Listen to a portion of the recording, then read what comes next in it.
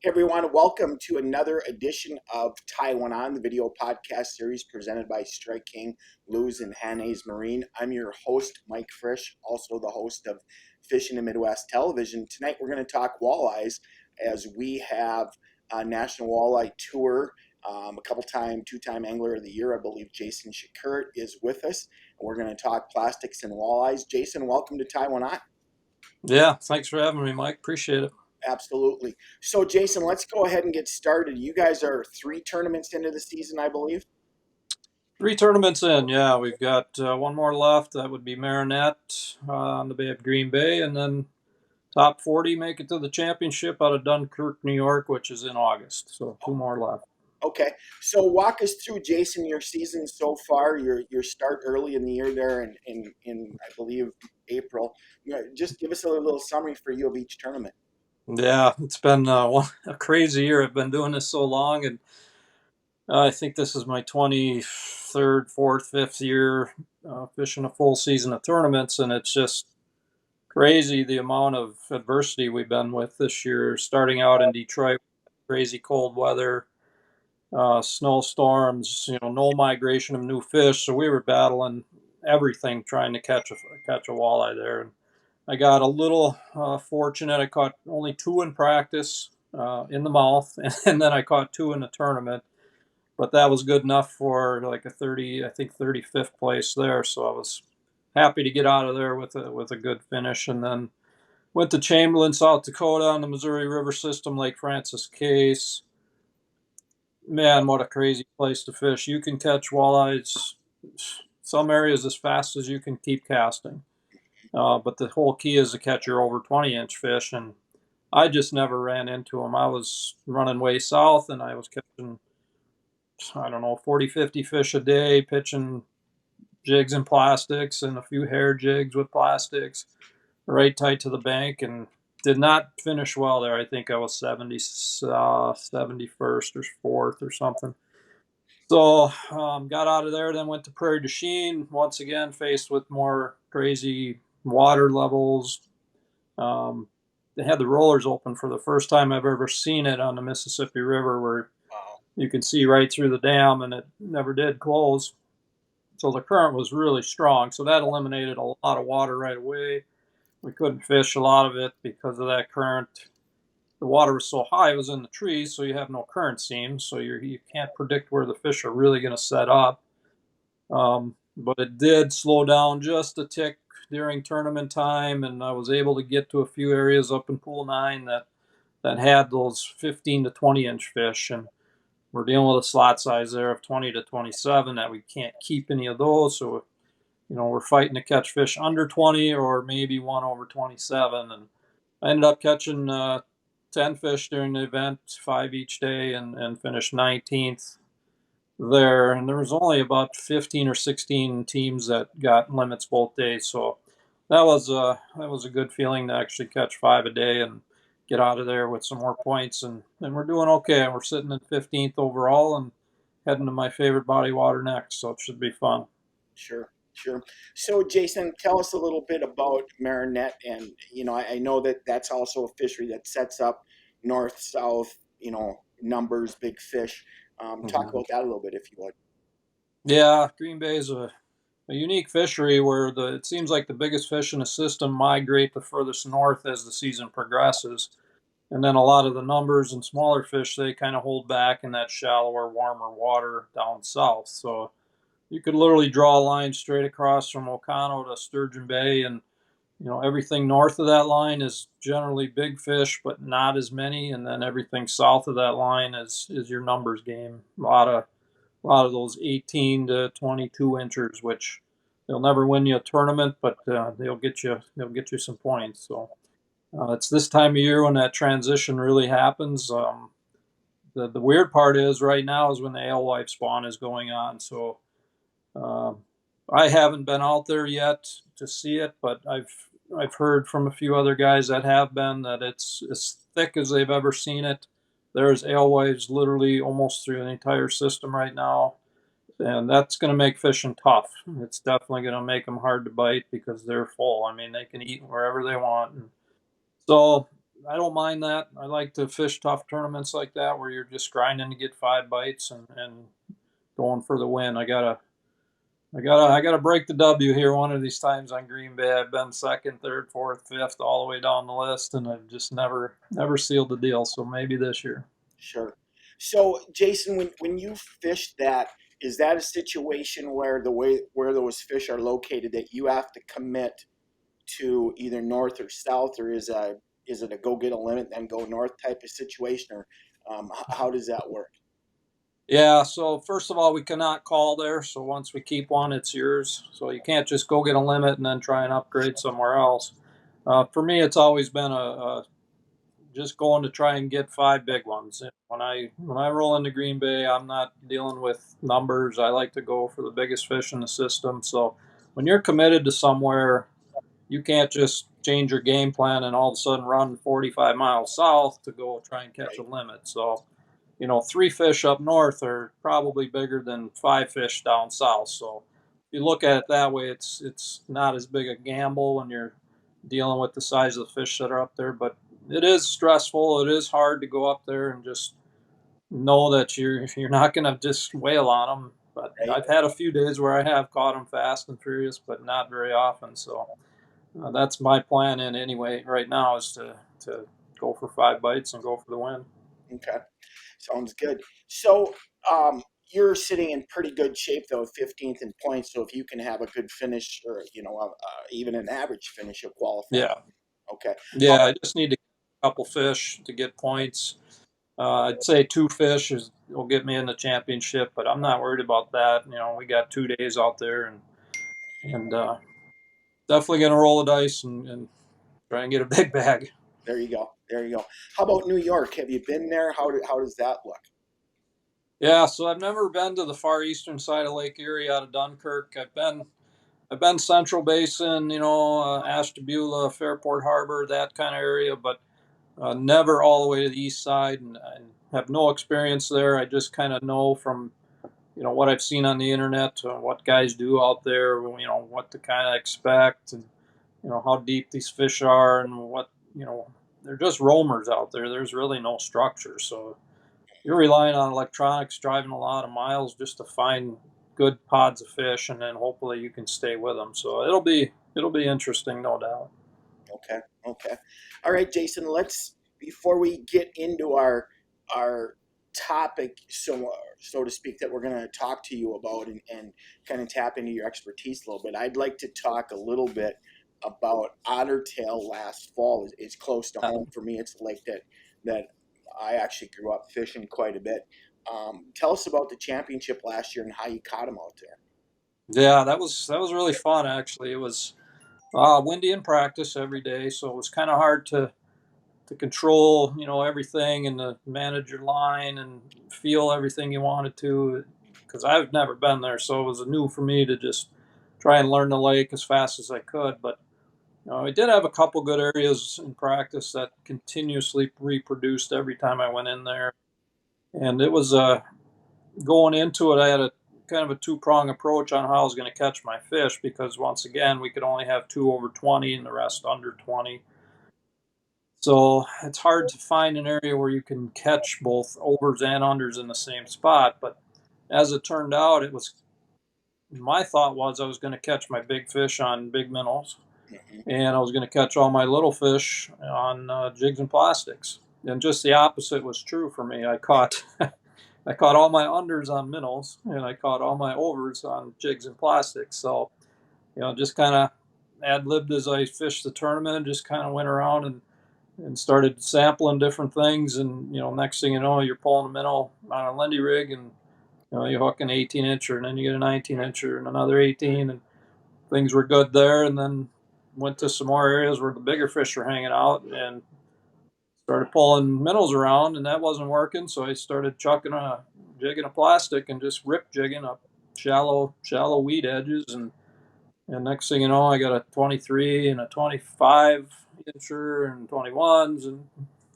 on down the list. I did catch my overs every day and ended up ninth in the event. So it was a good practice. I didn't catch them like I thought I was gonna, as far as what I was gonna use to get those, but um, talk about fun though. When you can throw jigging plastic and catch all your over 20-inch fish, Yep. it's a riot.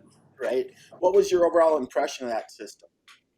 I liked it. Everybody said it's not very big, but at the same time, when you start fishing, you could be 100 yards from another boat and fishing a completely different piece of structure. So, once we started dissecting it in practice and looking at all the structure that's out there, both shallow, deep, and in between, and weeds and rocks and mud and you name it, it was endless. Before I knew it, it was tournament time, and I'd fished maybe half the lake. And I was like, wow, this has got a lot of structure in it, and I wish I was there a few more days just to see some more water.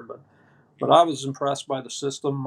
We hit it at a bad time. It was very low water and kind of that transition time. It was in the early fall, and Right. the water temps were still warmer than expected. So I didn't know how that was going to affect the bite or anything like that. And the bite was tough. There's no doubt. Sure. There was a lot of guys that did not get limits, and but for the most part, it was good for me, and I had a good time there. Awesome. Awesome. All right, let's shift gears, and you've referenced it a couple times already tonight. Jigs and plastics. Talk about first off, what do you like about the jig and plastic as opposed to say a jig and a minnow or some type of live bait presentation? Yeah, I mean, number one is with a jig and plastic, you can cover water a lot faster. You can dissect a piece of structure. You don't have to worry about your bait falling off. You can work it fast. You can rip it through weeds. You're not going to lose your bait. So, just as a search tool alone, it's definitely the way to go, just for sheer covering water, as fast as you can. But um, I think a lot of people with jig and plastic don't understand, how effective it really is, and a lot of people don't give it time. They don't go out for a full day just with plastics and try it.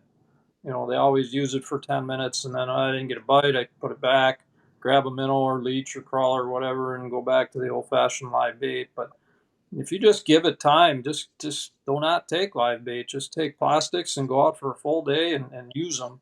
And I think the other thing is you need to be more aggressive for the most part when you're using plastics. Walleyes aren't shy. They can catch up to your bait no matter how fast it's moving if they want to. And that rip jigging kind of technique is something I've used for 25 years, and it works all over the country. And it's just a fun way to go because you're not dealing with the bait issue and the dirty hands and the Sure. constantly buying more bait and more bait and more bait. So it's I like plastics. They are fun. Okay. So take us through, Jason, your system then, if you would start with the bait, and then talk about line, rod, and reel, and then how you fish it. Yeah. Yeah, there's a few tricks about jigging plastics. You can't just buy the same style plastic and use it all year round. It doesn't really work like that. Early in the year, cold water period, springtime, I definitely like to use something with a little less action. I don't want anything with a big paddle tail on it with an aggressive action. Um, a couple of the baits I really like to use early in the season is number one is going to be you're talking about a bait that's I'm working on a new one right now for striking. Right now it's in a prototype stage, but basically a half shell is a bass drop shot bait. It's a 3.5-inch half shell. Kind of looks like a worm. It's flat on the bottom, and it looks really good matched up to a jig, and it has a very subtle action, and that's something I'll use early in the year. I don't want it to be really wild and crazy. And the other bait I like to use when they're looking for that minnow style bait is a baby Z2. The baby Z2 is a little 3-inch plastic minnow style, little fork tail on it. Really doesn't have much action at all. It's all the action is put in by you. But Detroit River, for example, I was using the baby Z2 there quite a bit. That's what I caught my fish on in a Detroit tournament. Um, But once the season progresses and the water starts warming up, you start getting into the 60-degree range and above. That's when you can go to the more crazy aggressive style baits. Your rage swimmer with a big boot tail or paddle tail on the back, and then you can really start ripping it. And you can be aggressive with it, get it 2-3 feet at a time, and let it settle back to the bottom. And the other thing too I want to mention is that when you're using baits that have a lot of action and it's warm, it's summertime, that kind of thing, is to really upsize your jig. When I first started using jigs and plastics, I was under the impression you always want to go as light as possible. And as the years progressed and I started fishing all these tournaments and learning from all these other guys, that you want to go as heavy as you possibly can to still catch fish. So if I'm throwing a 1/4 ounce jig catching walleyes, I'm going to immediately jump up to a 3/8 to see if I can still get bit with a 3/8. I get bit with a 3/8, I'm going to go up to, and the reason I'm going to do this is because I can now cover twice as much water in a day. The more water I can cover, the more fish I can catch in a 8-hour day. So, what used to be go light is now go heavy on the jig, and that seems to work good for me. But as far as like tackle that I use, probably my favorite Lew's rod out of the whole lineup is a all-purpose spinning one rod. It's in their Custom Pro series. It's a 7-foot medium fast action. It covers lighter jigs, heavier jigs just fine. I use it on a Custom Pro spinning reel, size 2000. I pretty much have every spinning reel in my lineup with 10-pound straight king braid. I use the high vis yellow on about 99% of it, and if the water is clear enough where I'm worried about the fish seeing my line, I just tie on a little fluorocarbon leader. Depending on how clear the water is, dictates how long that leader is going to be. But let's say next week when I go to Green Bay, I'll be using that same line with probably a 12 or 15-pound fluorocarbon leader, but I'll tie it probably 8 to 10 feet long, just because that water is gin clear up there. And then I just connect the two with an FG knot. It's a knot that I've been using for the last probably 2 or 3 years. Once you figure out how to tie it, it's really not that difficult, and it is the strongest knot, bar none. I mean, that thing is crazy strong. It comes through your guides easy. You can reel it right into the reel with no issues. So that's kind of my setup. My favorite rod that I like to use for pitching plastics, and what I use. Okay. Let's go back a little bit, if you would, Jason. The particular jig head style, shape, any thoughts on that? Um, Not really. I do make a lot of my own jigs, but it's only because of confidence in that jig. I like the style, the design. It's more of a spearhead style. It's actually called a walleye jig from Do It Molds. I make all my own here and paint them how I want them in a certain colors, and it's a good jig that matches up with plastics. It's good in rivers, it's good in lakes, and really not too concerned over what jig I use. Color wise too, I get asked this all the time at tournaments, or not tournaments but seminars. What's your favorite color jig? Well, I really don't have one. I can honestly tell you, because I've caught them. I've caught them on chartreuse and gin clear water, and I've caught them on black in the Mississippi River. So it's kind of the opposite of what you're used to. I always let the fish tell me. So, when I go out tournament fishing, my co-angler's probably not throwing the same color I'm throwing. He or she will have a different color and probably completely opposite. So if I'm throwing a chartreuse, my co-angler will probably be throwing a black. Um, you can't forget about plain lead. Plain lead jig heads they probably work the best. They work in all situations. So I don't get too over carried away with jig color. I just throw something until they bite it, and then I know they like it. Sure. Talk about the rage swimmer size, colors there. Yeah. So the Raid Swimmer, just your standard swim bait, paddle tail. Uh, kind of early in the season when the water's just getting into that 60 degree, when I can start switching over to that, I use the small one. I use a little 2 3/4 inch raid swimmer. And then as the season gets, hotter and hotter, I'll keep upping the size because I'm just trying to match what the bait fish are. That time of year, those bait fish are tiny, and that's what you want to be using. And as the summer goes on into fall, you want to upsize. So I start with the little. Most of the summer, I'm in that 3.25 to 3.75 range. And then if I really get crazy in the fall, sometimes I fish the Fox River in Green Bay in the fall when nobody's out there. And, I've caught them on the 4.75s for wave swimmers that time of year. So just keep getting bigger as the season goes on, just like the bait fish. Sure, makes a lot of sense. How about colors on the raid swimmer? Any thoughts on that? Really don't have a favorite, Mike. Honestly, I've caught them on probably just about every color they make. Um, if I were to give you a short answer, just your standard blue silver flash type deal would be number one on clear water. And then, dirtier water, I would definitely use something a little bit brighter. But yeah, I just mix it up. I rarely use the same thing 2 days in a row, and then just let the fish tell you what they want. Mm-hmm. Mm-hmm.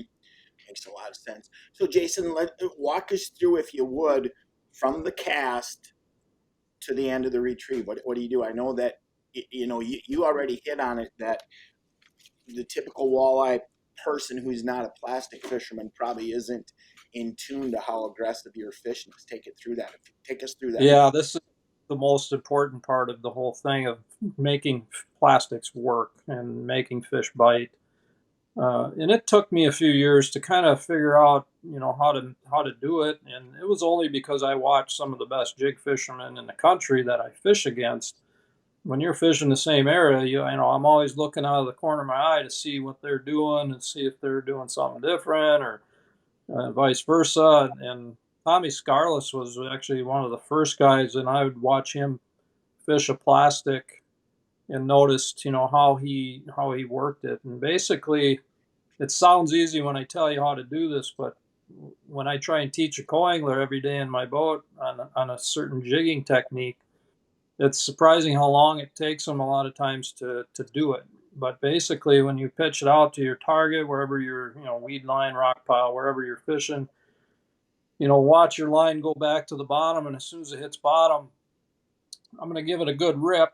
Obviously, the warmer the water, the more the rip you're going to give it. But let's just say we're in the middle of summer like we are now. I'll give it a 2 to 3 foot rip, and when you rip it up, you leave your rod tip up there. So you're basically letting that jig just kind of hover, swim its way back to the bottom. Okay, you're following your line down. You're not even moving the rod. It just stays at about 10 o'clock. And following that line down, line down, line down, and it hits bottom, you just give it another quick rip and hold that rod up in the air. A lot of guys jig and then they drop the rod, and jig and drop the rod, and jig and drop the rod. Doesn't really work. I'm just going to tell you flat out, you're going to get twice as many bites by lifting and holding up in the air. And this is in rivers, this is in lakes. It really doesn't matter. So that's the one key thing I can tell you, is to just lift and hover and let that bait swim its way back to the bottom, and then repeat the process. But you always want to be watching your line. That's why I use high vis line. You got to know when that jig's on the bottom. When it's blowing 25 miles an hour, it's not an easy thing to do. You got a bow on your line, and it's hard to feel with the wind blowing. So you need to know where your jig is 100% of the time, and then just get aggressive with it. The other thing too, when snap jigging is a little something different. That's the most aggressive way to fish a jig. And what I like to do is basically pitch it out there the same, get it to the bottom, and then when I know as soon as it hits the bottom, I'm going to rip that thing probably 4 or 5 times really fast, and just kind of twitch, twitch, twitch, twitch. I'm trying to get that bait to kind of jump back and forth.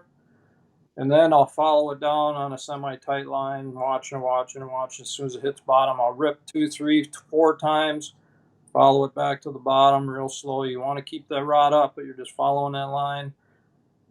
Change that cadence. Sometimes they like, when you rip jig, they like one good rip.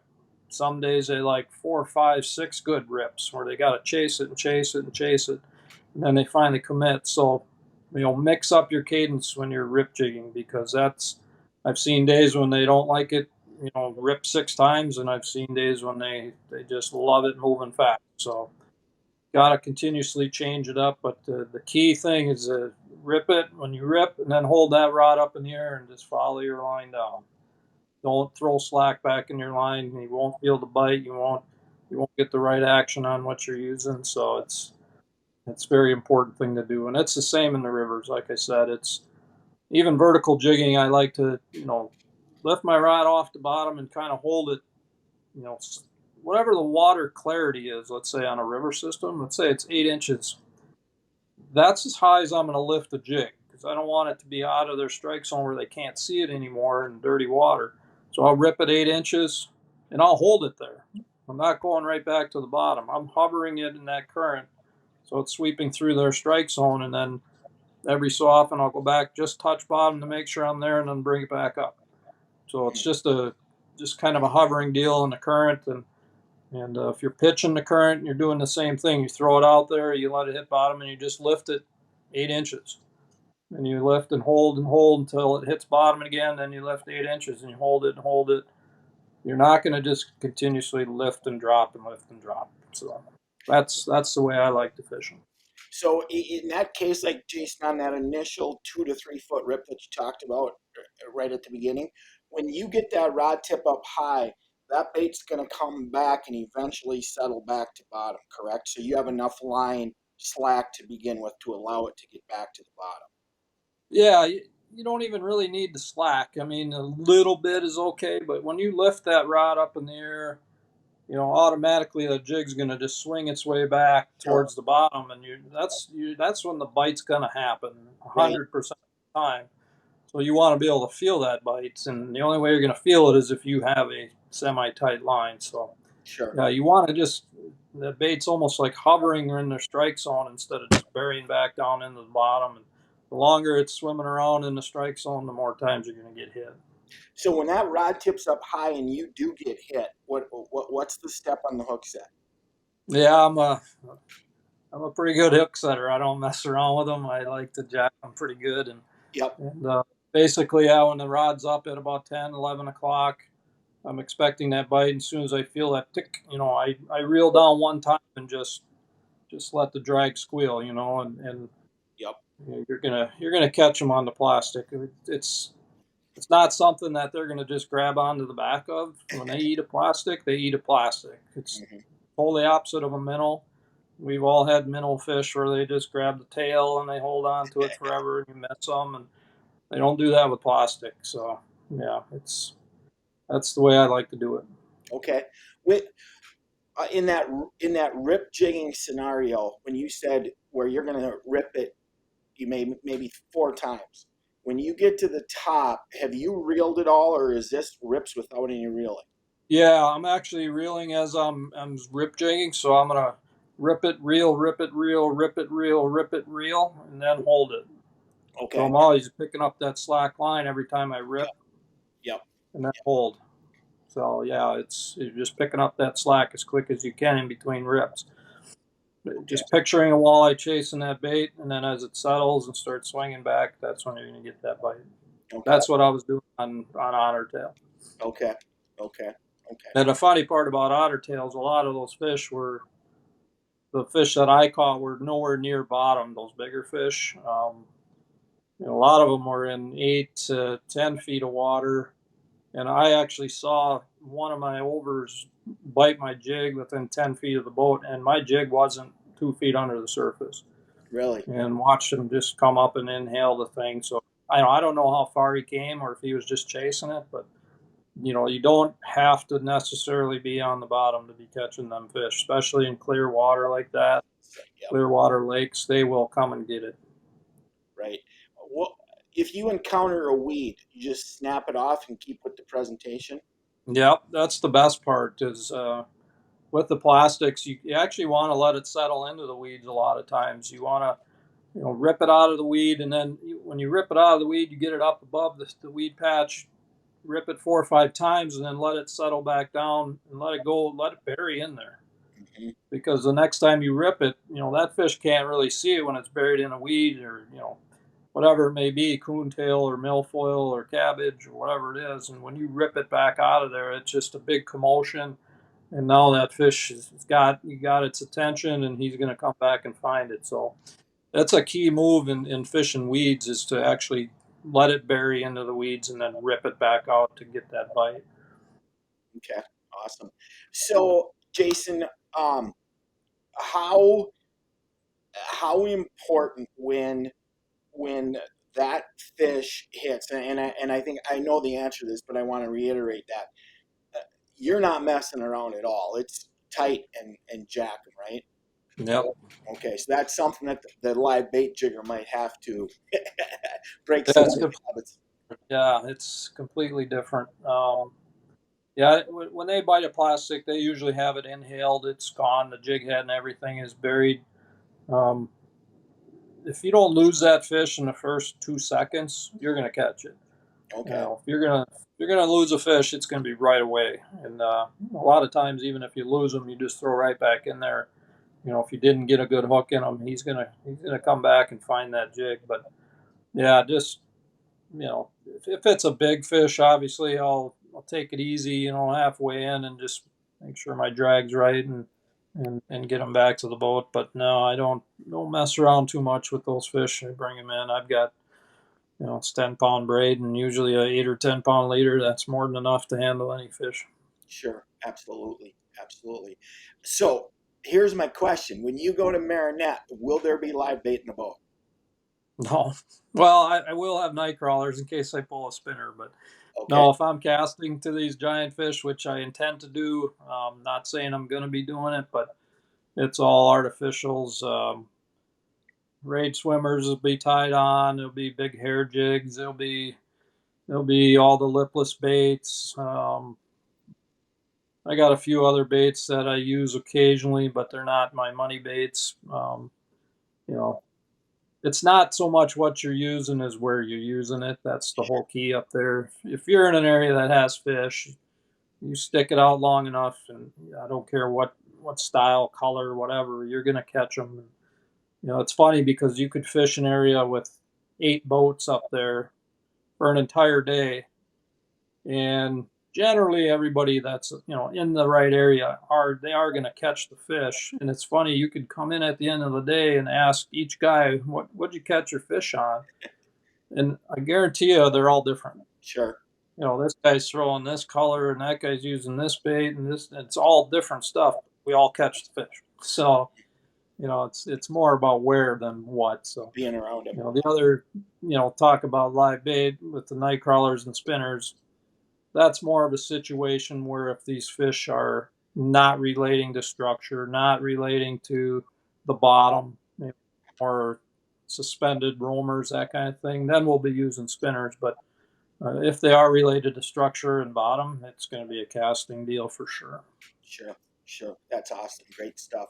Great stuff. So, Jason, before we let you go tonight, the last thing that I'd like to talk to you about is you and your son Jay are in a really unique situation in professional fishing, in that you're competing and have competed for 20 some years at the highest level of walleye fishing. And now Jay is an Elite Series rookie on the bass side, the BASS side. So he's at the highest level of bass fishing. How do a walleye guy end up with a son who's a bass head? Yeah. It's really crazy how it all ended up. It happened really quick. Obviously, he just turned 23 last week. Qualified when he was 22, and was having a good rookie season on the elites. But it happened, well, primarily, we grew up here on the Wisconsin River system, and we do have a ton of bass in the river, along with a lot of walleyes too. And what most people don't know about me is I don't really fish walleyes that much unless it's a tournament. If I'm just going out to fish, I'm usually bass fishing. When I was his age, I was a muskie guy, and I was fishing all the muskie tournaments. So, I didn't really get into the walleyes real heavy until my mid 20s, and then um, started fishing them tournaments. Well, then, when I came home from a tournament, Jay wanted to fish. Well, we would go catch whatever was biting, and for the most part, it was bass. And the other ironic thing is that I started a multi-species club here in town. It's still going to this day, but I started a tournament at home, and that's still going today. It's a multi-species tournament, so you can weigh 3 bass and 3 walleyes per day, 2-day tournament. And once Jay was like 11, I think that was the first year I let him jump in the boat and fish with me. And I caught a giant largemouth, still the biggest largemouth anybody's ever seen in the river. And Jay netted that fish for me. It was 637 on the scale. And as soon as he netted that fish, he was hooked. He was hooked on bass fishing, and it pretty much changed his world. And then he just shifted gears, even at that age, to learning everything about walleye or bass fishing. And and it helps to have me there to kind of help him along to understand what it takes to do this, and how to maybe make a living at it. So he took it to heart, and he spent a lot of days on the water. He would fish and fish and fish, and he picked it up quick. He learned fast how to catch bass. And then he basically started fishing regional events here, started doing well. Next thing you know, he's in the Bassmaster, and he's in the opens fishing as a co-angler. It's the only way to really learn down south, because that's totally different when you drive 10 hours down south. He learned from some of the best guys being in the passenger seat, got lucky, won a couple of those tournaments. Following year, went into the opens as a pro, and qualified in his first year in the opens as a pro, and now he's sitting in the elites. But it's a neat thing to watch, and that's kind of how it started, with just taking him bass fishing when he was young, and got that giant one, and he was hooked ever since. That's cool. That's really cool. Well, and I Yeah. think, Jason, that says a lot about fishing with kids. I don't think it's so much, particularly for kids, about what you're catching. It's about catching something that pulls back, and the excitement of that. Yeah, because Jay just got home from a trip to northern Wisconsin, and he actually took a 7-year-old with him that was staying up where they were. And that kid is exactly like he was when he was 7. The kid was just loving catching 12-inch bass. That's about the biggest thing was in the lake. And they caught a pile of them, and the kid I guarantee that kid's hooked for life now too. He Hmm. learned what a wacky rig is, and now he's all excited. And so it's just get them out young, let them catch whatever they want. Don't matter the size it is, don't matter what species, and it can take you all the way to the Bassmaster Elites. Yeah, that's awesome. That's awesome. So, are you traveling with him, or are you guys both going your separate ways, or how does that work? Yep. No, we're going our separate ways. And I don't really teach or coach them at all through the season. The only thing I really talk to them about is the mental part of the game, because that's every one of them guys is a good fisherman. They all can cast, they all can skip, they can read electronics. It's all up here is where you kind of separate yourself from everybody else. So that's about the only thing I teach him throughout the season. And if he's having a bad practice or something, I'll just get him back, to level ground. It's okay. We've all had it. You're going to be okay.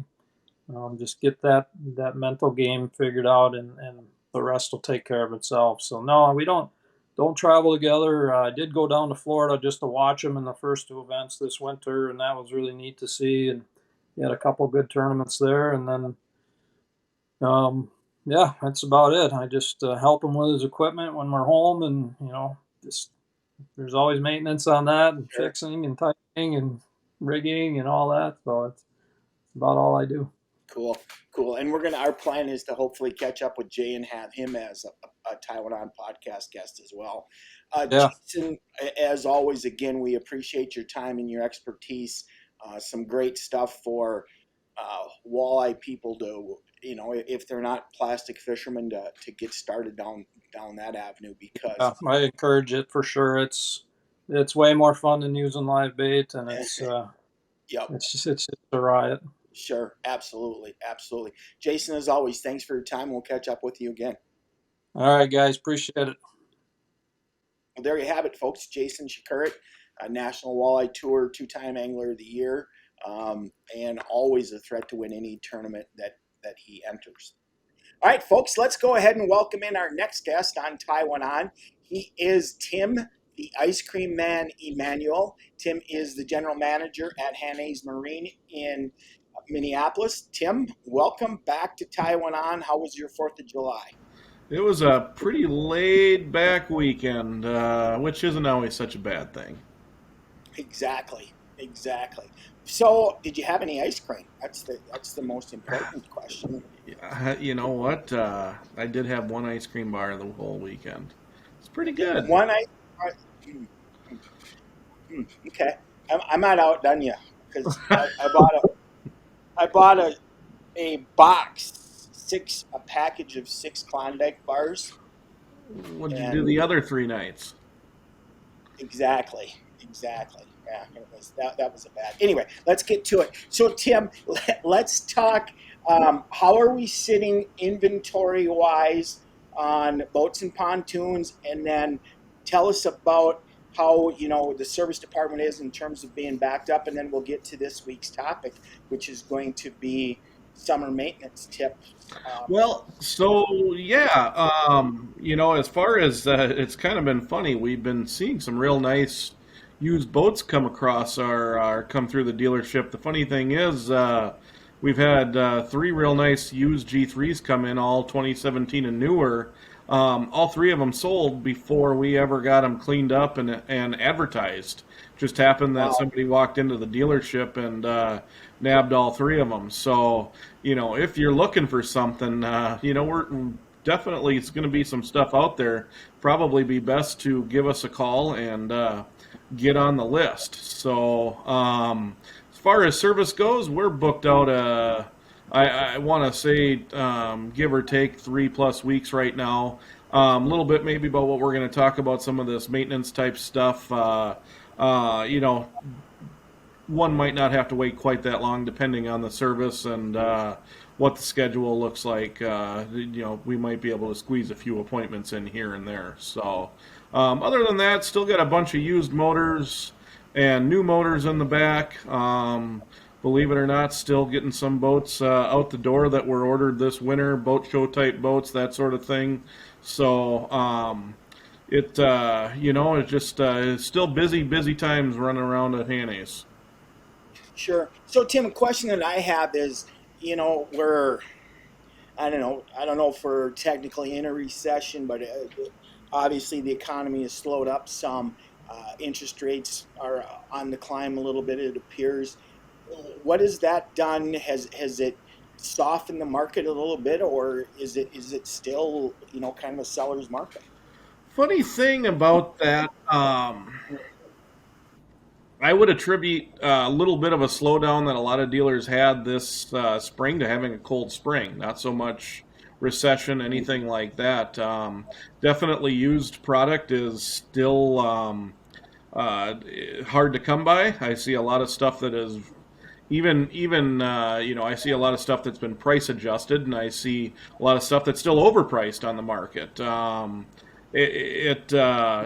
Definitely with the new stuff, I don't know that it's hit anybody yet because, really, one of the things that we have to do is once we get done and get everybody their boats that's ordered boats, we have to kind of restock. That's something we haven't been able to do for the last couple of years. It seems like about the time that we get something in, it's right back out the door. So we've never really had a full showroom. I had a lot of people that have come in and comment how empty the showroom is. So, I still expect that we're going to have some busy years. We might slow down a little bit, but we're not quite to the point where we're doom and glooming yet.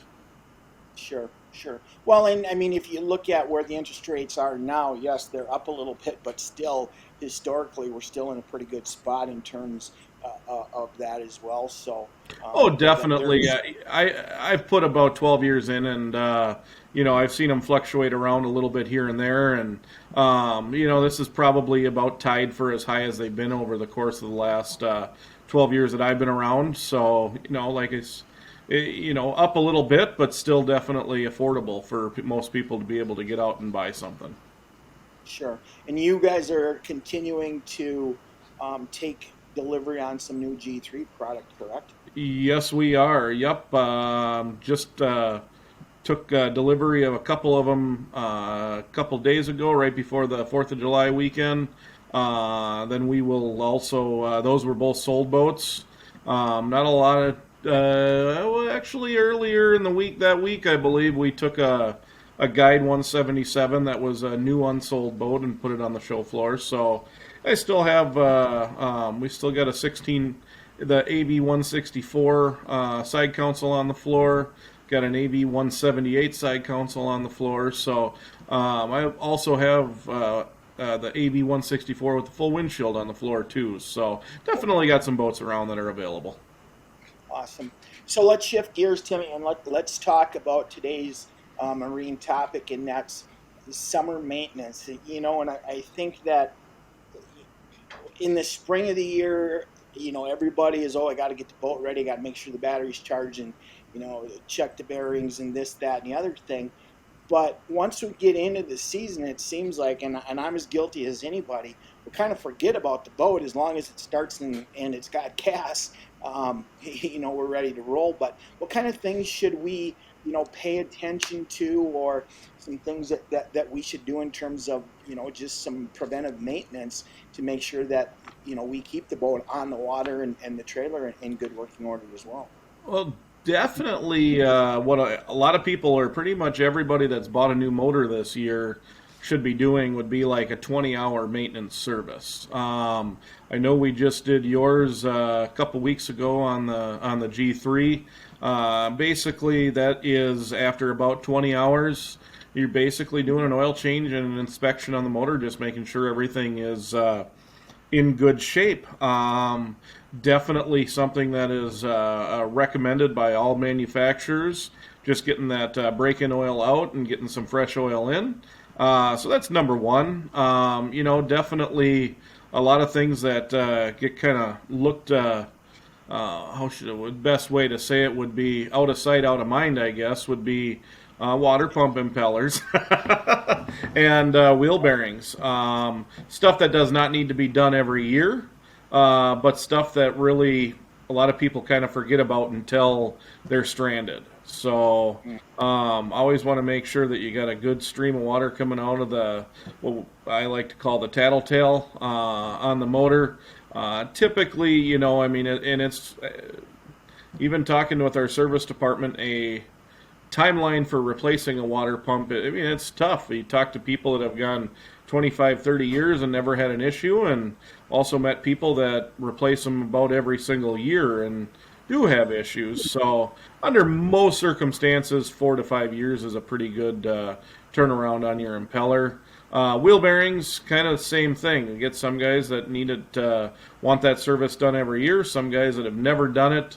For the most part, another service that's good to do probably every couple years, 3, 4, 5 years. Depends on how many miles you put on, that sort of thing.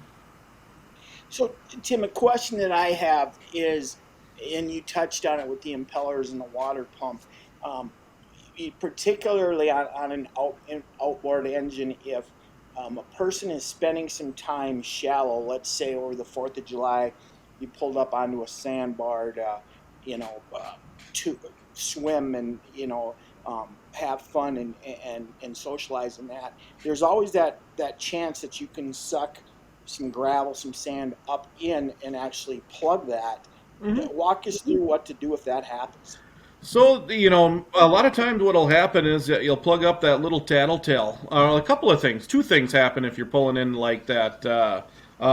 It can happen either in real weedy bays, or it can happen in a real sandy area if you kind of let the lower unit drag through. Number one, on the leading edge of the lower unit, a lot of times the speedometer port where the pickup for the speedometer will get plugged up, and that's just a tiny little hole. And if you run your hand down the leading edge of the lower unit, that you can kind of feel a small hole there, and that's where the pickup for the speedometer is. The water pressure runs through about an 1/8 inch thick tubing that runs up to the back of the gauge. It all starts there, and it's very easy for that to plug up. Couple of ways to do that is to just basically blow that out with some compressed air, undo a paper clip or a pin or something like that, and clean it out. Same thing with the tattletale on the engine. Basically, if that gets plugged up, a lot of times just picking it out with a paper clip or just taking a little shot of compressed air and shooting it into the tattletale will free that up. Another thing you can do that will help you with the water pump and the cooling system, a lot of the motors now have like a freshwater flushing port on them. It looks basically like the female end of that you would connect a garden hose to, and typically it's made for salt water and for flushing the motor out when you're in salt water, but it also does double duty, like if you've been in some brackish or real weedy, mucky bay, or been duck hunting with your motor, or you just got sand into that cooling system. It will backflush water through the cooling system and knock out hopefully any of that stuff that might have gummed up in there. So, Sure. One thing that I've always done when that tattletale, as you referred to it, the water stream, does plug a bottom bouncer. Sure. Fisherman, bottom bouncer works great for unplugging that. I've done that. And Tim, I'm pretty mechanical when it comes to boats and motors, and using that bottom bouncer is an old guide's trick. That's right. I say I'm pretty mechanical, very, very, very much tongue in cheek, and obviously, Tim, you know that. Takes a dealership to keep you on the water. Exactly. So, Tim, how about in terms of electronics, batteries? Is there anything mid-season we need to pay attention there? You're just going to want to double check if you have a water-filled battery. You want to pop the caps off, make sure that the battery is full of distilled water. Sometimes, depending on your charger, some of the older onboard chargers or just like some of the garage chargers, that sort of thing, have a tendency occasionally, if they're used, to boil some of that water out of the battery. And it's just maintenance to top the battery off and make sure that it's full of water. Other than that, just make sure that your batteries, definitely read your manual, but most of the onboard chargers nowadays are also act as maintainers. So just keep the batteries plugged in and let the chargers do their work when you're not using the boat. Good stuff. Anything else, Tim? Trailer, we talked about wheel bearings. Anything else as far as the trailer? I mean, I can speak from experience. Every once in a while, there's an electrical issue on a boat trailer. Just regular inspection, or how do we prevent that? Just regular inspection. I mean, just assume that because your lights didn't work or they worked the week before, that they're, don't expect that they're going to work again. It's always good every time you hook up your trailer to check the lights. And just, I think people maybe sometimes could do a little bit better job of just taking a look at the trailer. I mean, if you're launching your boat and you pull the trailer out of the water to go park, I mean, it's a great time to get in and just check all the rollers.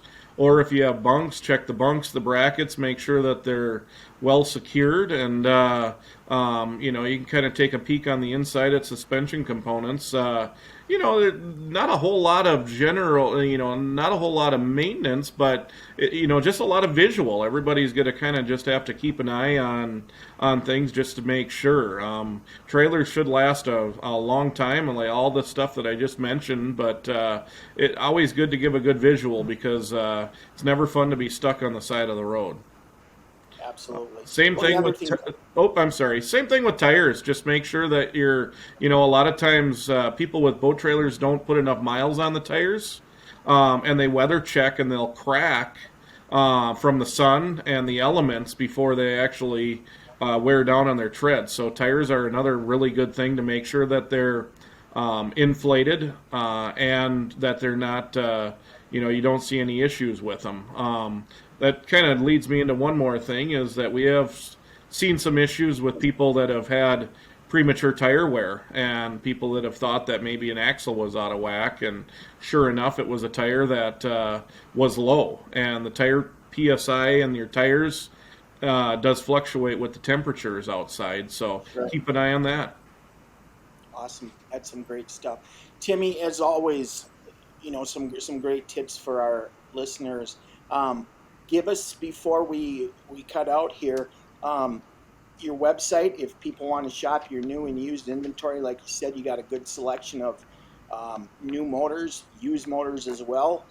So if people are in the market to repower, give us your website where they can check stuff out. www.hannaysmarine.com, or give us a call at 612-781-7411. Got an abundance of used tillers right now. We got a couple more that'll be going up here shortly. So anybody need a tiller, 40, 50, 60, 75 horse, even have a couple of kickers, I believe, that are around. Definitely give us a call. Good. And your hours right now? Hours are Mondays and Thursdays 9 till 7, Tuesday, Wednesday, Friday 9 till 6, and for the rest of July we will be open on Saturdays 9 to 1. Perfect. Outstanding. Thanks, Tim. As always, we appreciate your time and some great information again, and we'll catch up with you soon. Thank you, Mike. You bet. So, folks, that was Tim Emanuel. Tim is the general manager at Hannays Marine in Minneapolis. Hannays, along with Strike King and Luz, are the sponsors who bring you this Taiwan podcast weekly, 13 times during the summer. We feel this is a really very informative episode again. Some great walleye fishing tips from Jay Przekurat, and then Tim Emanuel there with some really good stuff on summer maintenance for your boat, your motor, and your trailer. Some things to look out for there. Next week, the plan is, tentative plan again, is for Mark Zona from Zona's Awesome Fishing Show, also the host or one of the co-hosts of BASS Tournament Television. Mark, one of the leading bass anglers in the entire country and one of the great personalities in the game. Mark will be with us, and we will talk summer smallmouth bass fishing, so we're really looking forward to next week as well. So until then, we thank you for tuning in. Again, good luck on the water this week. Be safe, and as always, remember to include a youngster in your next outdoors adventure. We'll see you again next time.